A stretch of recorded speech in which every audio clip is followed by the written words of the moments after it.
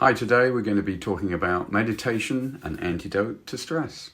So meditation is often associated with stress management techniques, and although the alleviation of stress represents only one of meditation's benefits, it's worth mentioning stress build-up can actually inhibit the free flow of energy and information between mind and body system.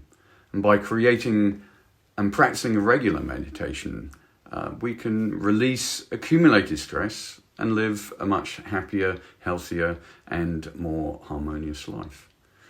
So many people are familiar with the fight, flight, freeze response that occurs when we perceive threats, and this is grounded in the survival instinct that kept our ancestors alive.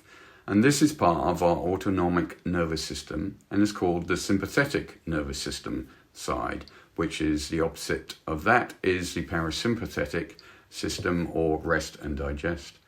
So the sympathetic side can pull us into a state of constricted awareness, and from here there's little capacity for thinking creatively or broadening our perspective and expanding our awareness, and our accessing these purposes is restricted. So while in this state, it's useful for escaping physical danger, surviving life-threatening situations, and preparing for some kind of action outside of survival situations, which is beneficial stress, as eustress, which might be when we experience minor stress, which helps us motivate and invigorates us when we're feeling challenged but not overwhelmed. Still, we don't want to live in a chronic state of stress or get stuck in that state. So this is because constricted awareness has negative consequences when activated everyday encounters. So the fight, flight, the sympathetic causes characteristics and psychological changes that include increased heart rate, blood pressure, and stress hormone production, and then a shallow, rapid breathing, decreased production of anti-aging hormones, increased sweating, weakened immunity, and even the clotting of blood platelets. It also causes changes in brain activity, which allows us to react quickly in movements of potential danger. But when chronic, this happens to interfere with compassion and connection. And additionally, the stress and fatigue will block the nadi channels through which the life force, energy, prana flows.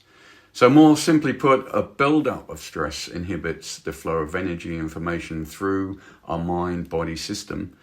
The more stress we accumulate over time, the more constricted and less efficient this system then becomes.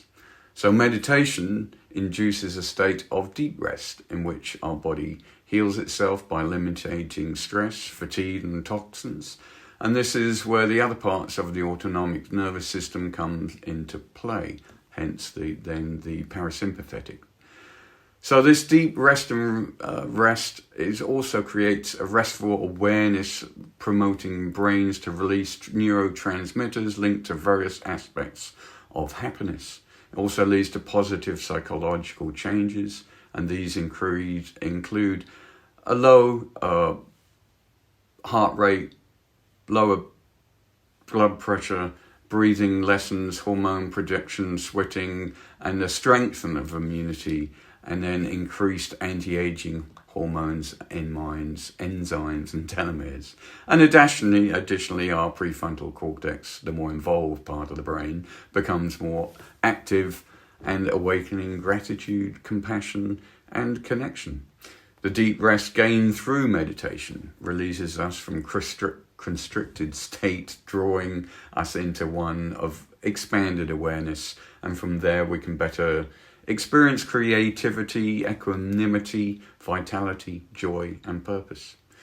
I hope you enjoyed this very short presentation on meditation as an antidote to stress, and we'll open the class now perhaps for questions. Thanks.